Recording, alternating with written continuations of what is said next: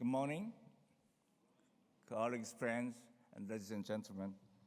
As been introduced, that I feel that I'm at home, that I used to be before joining WHO 8 years ago. I've been a teacher and researching work on the university setting in public health for more than 30 years.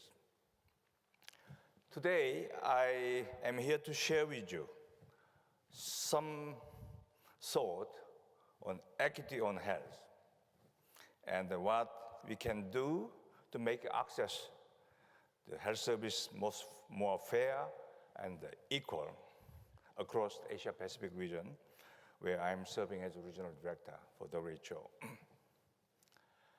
In my opinion, equity is the most essential issue for those of us working in public health today.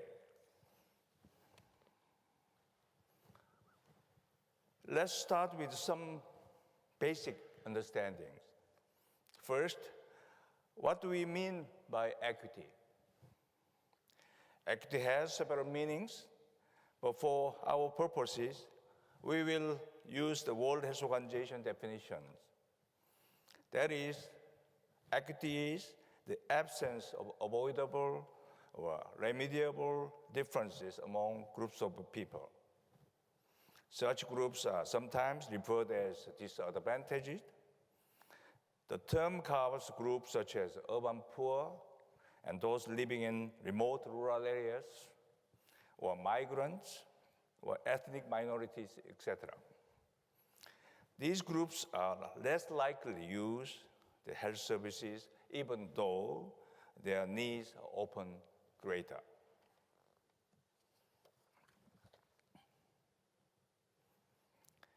The second question I'd like to make is, what is public health and how does it relate to the equity? In public health, we deal with population health.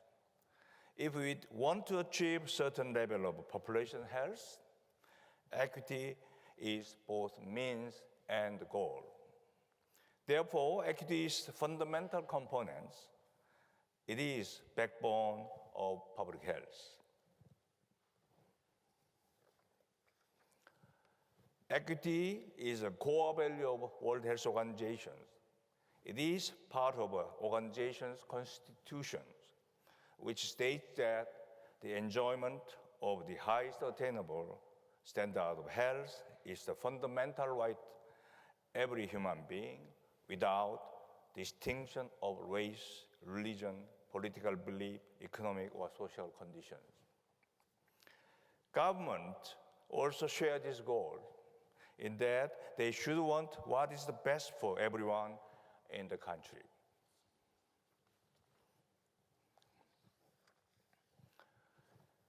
For equity in public health, moving from concept to reality is not simple. Some initiatives have been more successful than others, but no country has actually succeeded in ensuring total equity for the people. Some countries, equity even seems to be lost as a national policy goal. A major challenge is that the health sector itself has little direct control over many social determinants of health because they fall outside of the health sector. This means that public health professionals need to be more realistic and challenge themselves to move from concept to reality. This is not easy, but it is especially important to today's world. 2016 marked the start of a new era in global commitment on health and development, which is the Sustainable Development Goals, SDGs, commitment until 2030. Let's look briefly at the lessons of the Millennium Development Goal, MDGs. This table shows achievement of MDG health targets in 6 WHO regions. Western Pacific region is the far right column. The green color means that target is fully achieved, and yellow means partially achieved, red is not achieved.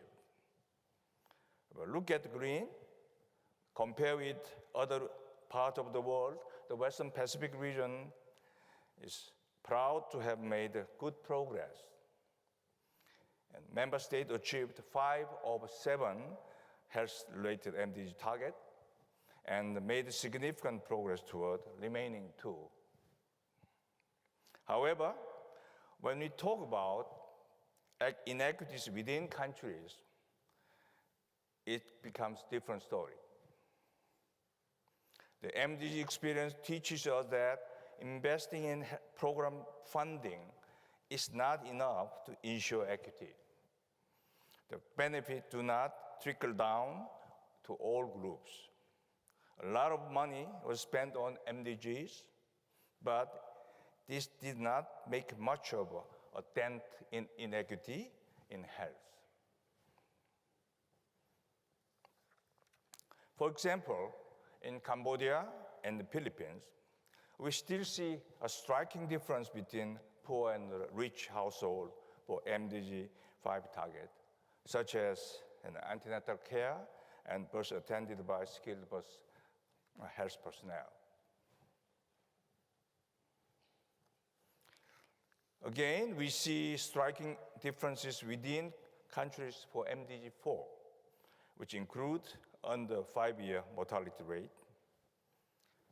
Here we see differences by social stratifiers, such as mother's education, rural, urban residence, sex of a child. What you can do to achieve greater equity in health? Closing the gaps requires action both within health and outside of health sectors. We can learn many lessons from what is actually happening in the countries in the Western Pacific region.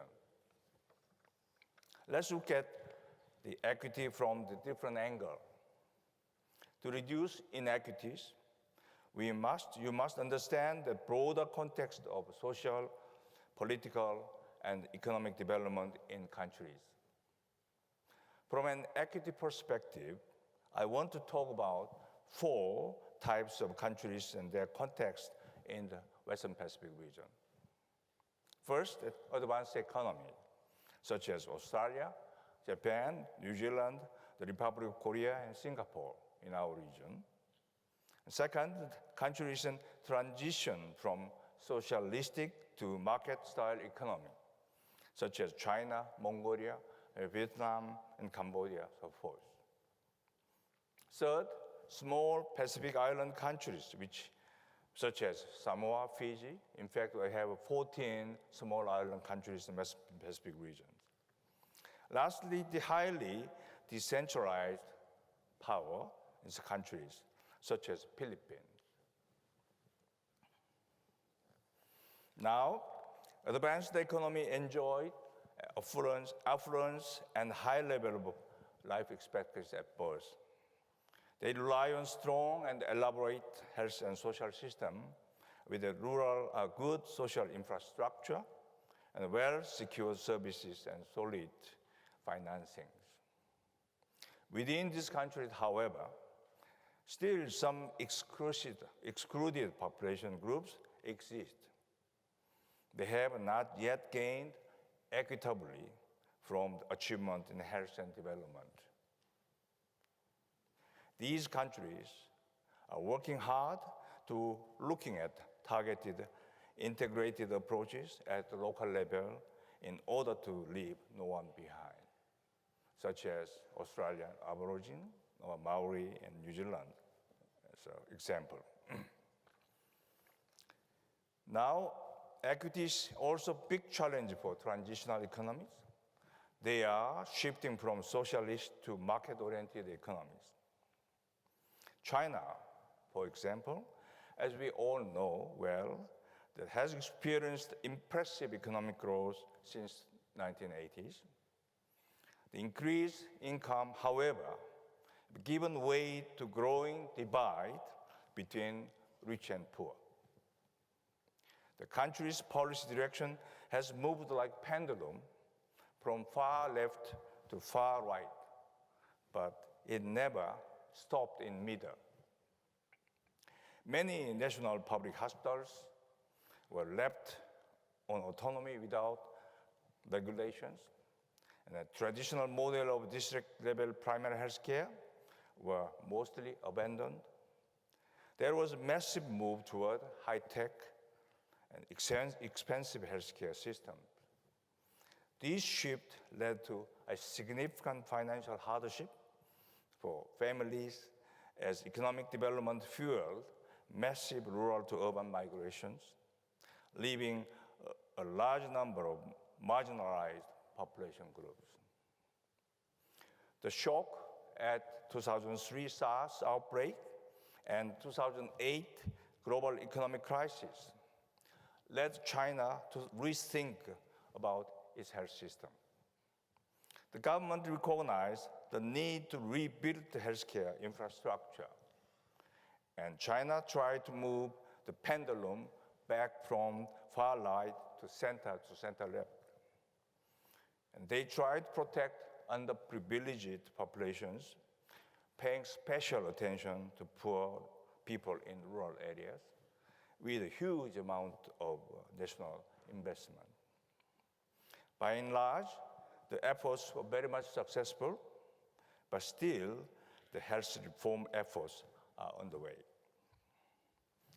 Mongolia, Vietnam, Cambodia, and other transition economies are following similar paths. Again, the health policy pendulum went from side to side without stopping in middle. The pace of transition may differ, but we can see many similarities as these countries learn the lessons of China's experiences. Many Pacific Island countries are traditional societies with a narrow economic base and high dependence on donors and a relatively weak national ownership. For example, Samoa inherited British-style health system with good services at the national level and the community and district level. In the 1990s and 2000, Samoa saw a brain drain of health workers and increase in healthcare costs. As the traditional system could not maintain with the donor support, Samoa shifted toward hospital-oriented healthcare services. This change came at the expense of primary healthcare, leading to increasing health inequity. Today, Samoa and other Pacific Island countries are experiencing an NCD crisis. A return to fundamentals is needed with strong health system and innovative approaches. Samoa is now revitalizing the key role that the Village Women's Committee play in primary health care and started to rebuild primary health care system that they used to enjoy. Now, the Philippines is in a complex socio-political environment. The political system is incredibly decentralized with more than 1,500 municipalities. These local governments are the bodies that make a decision on health service arrangement. Many policy reforms have been put in place, but central government weak leverage makes implementing national policies extremely challenging. As a result, inequities in health and access to services continue to be a major challenge, where local government mayors are well committed, people are doing relatively well. Despite rapid economic growth, however, inequities have not been improved. Health and other social development indicators lagging relative to economic progress.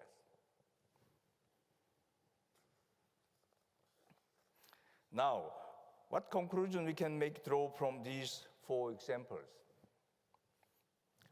Health inequities are challenging everywhere, but different paths of development has meant that inequities vary in form from country to country. We see that, therefore, tackling inequities in health requires and country-specific analysis and responses. Health inequity has always been core concerns for WHO. Now, universal health coverage and SDGs provide a major way to effectively respond to these challenges. In WHO Western Pacific region, the regional committee has endorsed 2 important frameworks. One is the Action Framework on Universal Health Coverage in October 2015, and another is the Action Agenda on Achieving Sustainable Development Goals in October 2016. UHC is a specific target under SDG 3.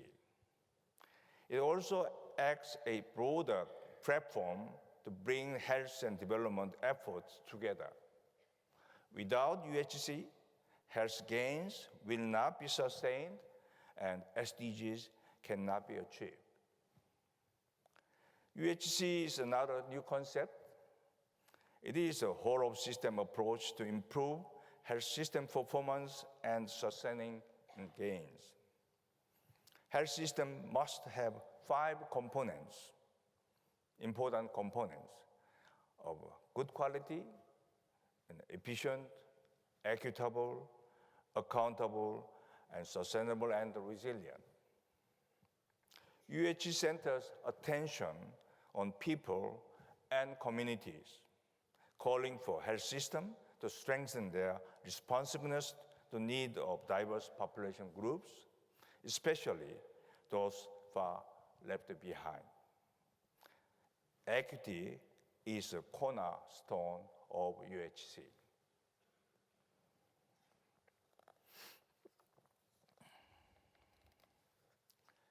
The Regional Action Agenda on Achieving the SDGs suggests options for member states to achieve the SDGs based on their own context, their own resources, their own entry points.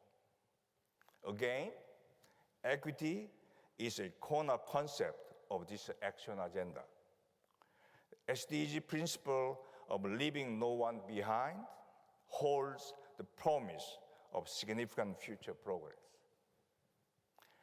It also presents new challenges for health sector in being able to advance whole of system, whole of government, and whole of society approaches that leaves no one behind. So you may ask, what is WHO doing to help countries achieve UHC and SDGs? At the regional and country level, WHO actively supports countries' efforts to providing technical assistance and facilitating donor alignment, and promoting whole-of-system approach and multi-sectoral collaborations, sharing experiences and monitoring progress. Priorities for improving health system for UHC and SDGs includes to use this action framework to develop country-specific roadmap as part of national policy and planning process. To foster government leadership in intersectoral approaches and commit sufficient funding to advance UHCs. And ensure the equity at the center of service delivery models for all health programs. And lastly, to establish mechanism to monitor progress of UHC and evaluate impact of policies to advance the UHCs.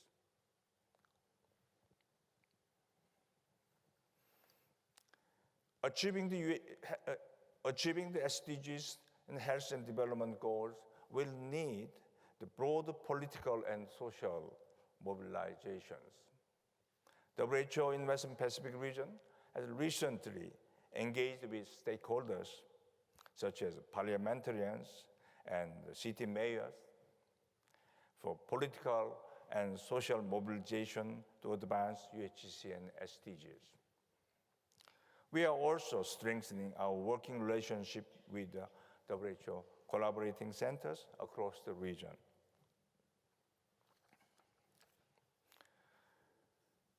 Getting everyone to act together to reduce health inequities is not easy. It requires a real change in the way we practice public health. The public health sector has a new role to play that requires new skills. The first, public health workforce must understand the social determinants of health equity and the goals and drivers of other sectors and the need and perspectives of communities. Second, the workforce must be able to influence and collaborate on shared concerns through partners across sectors. This means strengthen health sector's ability to engage and work with a broad range of stakeholders, including parliamentary bodies, local government, civil society, communities with shared priorities and problems. Third, institutional mechanisms and processes are needed to develop and sustain these capabilities.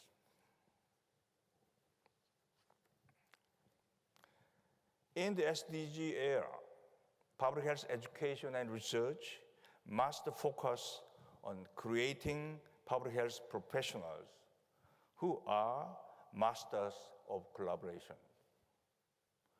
You have an important role to play. Creative thinking is needed to how public health community can best contribute to the SDG agenda. I taught public health as a professor in university before joining WHO. I observed for years that medical school education has changed with the times, but I'm still disappointed by how slowly key weaknesses in public health education are being addressed. In most cases, classroom is too disconnected from real-life policies and practices. To respond to today's complex public health challenges, we must transform public health education. We must prepare a workforce that is competent in advocacy, collaborations, negotiation, and policy making. At the same time, we must remain the sensitivity to the political economy and responsive to the community needs. As a regional director of WHO, I learned a lot during my frequent visit to field. While the context may be different in each member state, but people's trust and expectation of the health system are universal. We have to understand their perspectives and needs of the communities we serve. We must educate students using new learning strategies in place of traditional educational methods that we have been long embraced. Public health issues are social and political, not just technical. We need to recognize, balance, and negotiate these dimensions. And a good understanding of equity and social determinant is key. Inequities exist in all countries and regions, and the form they take may vary with the context.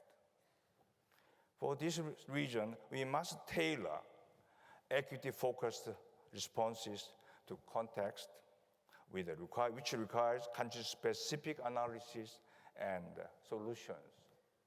While we should be realistic about what we can achieve, we must focus on moving from concept to reality, and from planning to the health outcomes.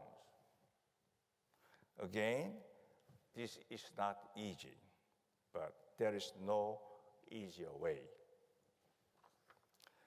The SDG gives mandates and enormous responsibility. To meet these challenges, we must develop new ways of thinking for policy and program development.